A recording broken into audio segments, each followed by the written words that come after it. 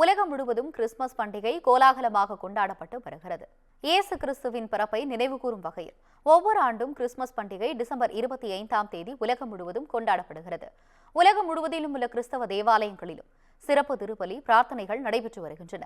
ஆட்டு கொட்டகையில் இயேசு பிறந்ததை சித்தரிக்கும் வகையில் தேவாலயங்களில் குடிலமைக்கப்பட்டு உள்ளன.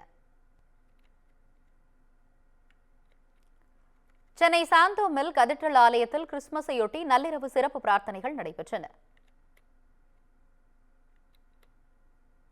நாகை மாவட்டம் வேளாங்கண்ணியில் அமைந்துள்ள உலக புகழ்பெற்ற புனித ஆரோக்கிய மாதா பேராலயத்தில் கிறிஸ்துமஸ் விழா நேற்று இரவு 11:30 மணிக்கு திருப்பலியுடன் தொடங்கியது. மறையுறை கூட்டு திருப்பலி நிறைவேற்றப்பட்ட பின்னர் தமிழ், தெலுங்கு, கன்னடம், கொங்கணி, ஆங்கிலம் ஆகிய மொழிகளில் திருப்பலி நடைபெற்றது. திருப்பலி நிறைவில் இயேசு பிறப்பை அறிவிக்கும் வகையில் பேராலய அதிபர் இருதயராஜ் குழந்தை இயேசு சொரூபத்தை பக்தர்களுக்கு காண்பித்தார். இந்நிகழ்ச்சியில் தமிழகத்தின் பல்வேறு மாவட்டங்களில் இருந்தும் வெளி மாநிலங்கள் மற்றும் வெளிநாடுகளை சேர்ந்த சுற்றுலா பயணிகளும் கலந்து கொண்டனர். மதுரை சென்ட் மேரிஸ் பேராலயத்தில் நடைபெற்ற திருப்பலியில் ஆயிரக்கணக்கான கிறிஸ்தவர்கள் கலந்து கொண்டனர்.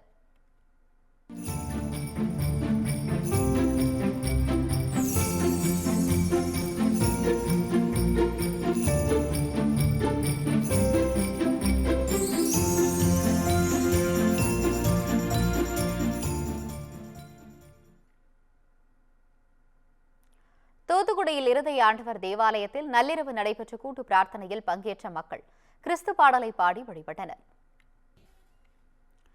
இதனிடையே தேவாலயத்துக்கு வெளியே நடைபெற்ற கொண்டாட்டத்தில் நூற்றுக்கணக்கான இளைஞர்கள் மற்றும் இளம் பெண்கள் பாடலுக்கு நடனமாடி கிறிஸ்துமஸை கொண்டாடினர். இந்நிகழ்ச்சியில் கொண்டுவரப்பட்ட பிரம்மாண்ட சாண்டா கிளாஸ் அனைவரையும் கவர்ந்தது. ராமநாதபுரம் மாவட்டம் ராமேஸ்வரத்தில் புனித ஜெபமாலை தேவாலயத்தில் நள்ளிரவில் நடைபெற்ற பிரார்த்தனையில் ஏராளமானோர் கலந்து கொண்டனர். தேவாலயத்துக்கு வெளியே நடைபெற்ற டிஜே நிகழ்ச்சியில் சிறியவர்கள் முதல் பெரியவர்கள் வரை குத்தாட்டம் போட்டு குதூகலம் அடைந்தனர்.